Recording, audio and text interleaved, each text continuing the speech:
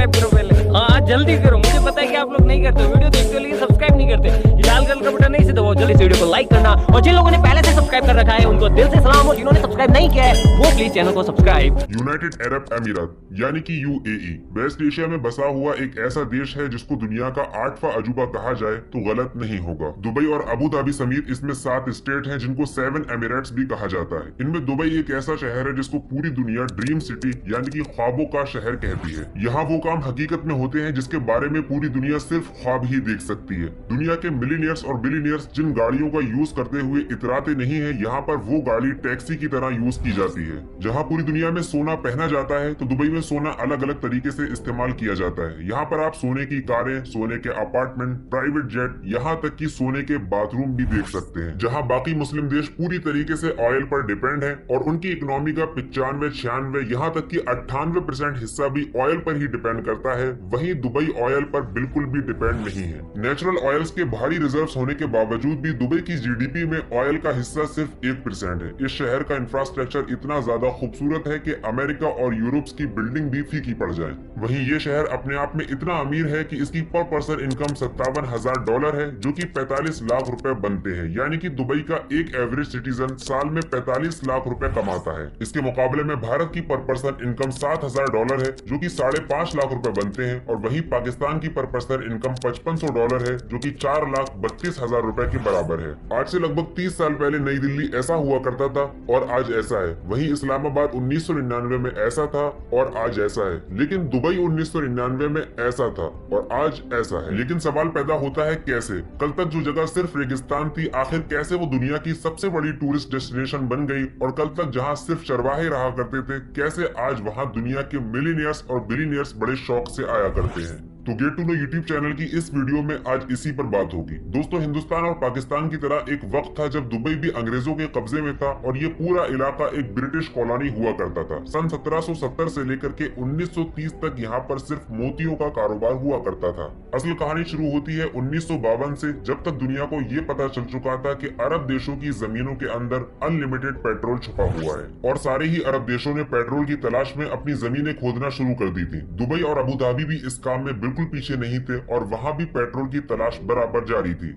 तभी इन दोनों स्टेट्स के बीच में बॉर्डर डिस्प्यूट हो गया। असल में एक जगह थी जहां पर पेट्रोल मिल चुका था। दुबई कहता था कि वो जगह मेरी है, जबकि अबू धाबी वहां पर अपना दावा करता था। अबू धाबी का पल्ला भारी पड़ा और ये जमीन उसके कब्जे में चली गई। जहां एक तरफ अबू धाबी को रोज तेल के नए नए ठिकानों का पता लग रहा था, वहीं दुबई को इस खोज में अभी तक कोई खास कामयाबी नहीं मिली थी।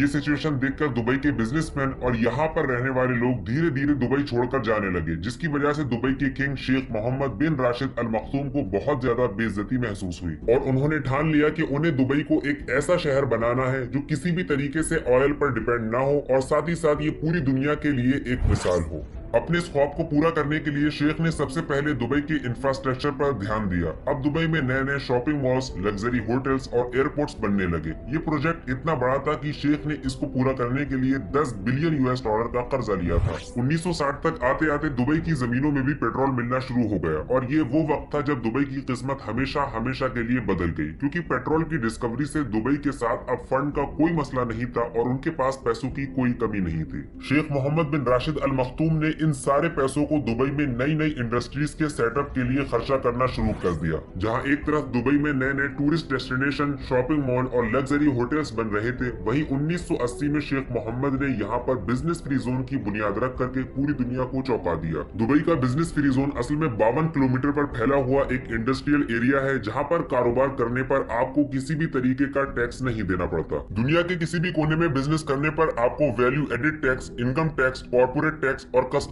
ड्यूटी जैसे दसियों टैक्सेस पे करना पड़ते हैं। लेकिन इस बिजनेस फ्री जोन की खासियत ये है कि यहाँ पर आपको एक पैसे का भी टैक्स नहीं देना पड़ता।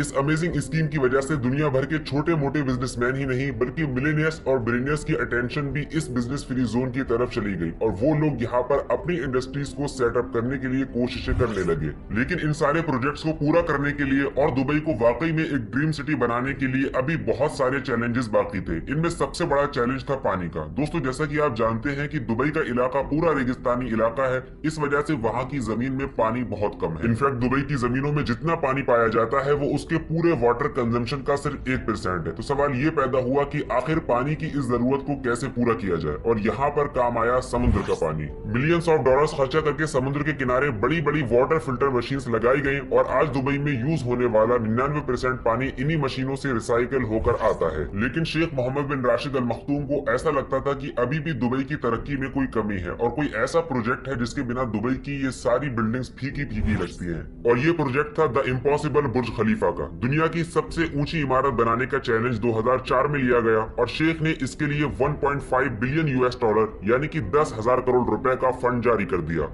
दुनिया के हर कोने से माहिर इंजीनियर्स और वर्कर्स बुलाए गए और आखिरकार 6 साल की कड़ी मेहनत, 12,000 मजदूरों के दिन रात एक कर देने के बाद और 15,000 करोड़ रुपए के खर्च के बाद 2010 में बुर्ज खलीफा बनकर तैयार हुई। और इसी के साथ ही इतिहास में दुबई का नाम हमेशा हमेशा के लिए अमर हो गया। तो चलिए अब इस वीडियो को यहीं खत्म करते हैं, इस उम्मीद के साथ कि वीडियो आपको इन्फॉर्मेटिव लगी होगी। आपके पॉजिटिव और सपोर्टिव कमेंट्स के लिए एक बहुत बड़ा सा थैंक यू। जल्दी मिलते हैं एक और वीडियो के साथ, तब तक के लिए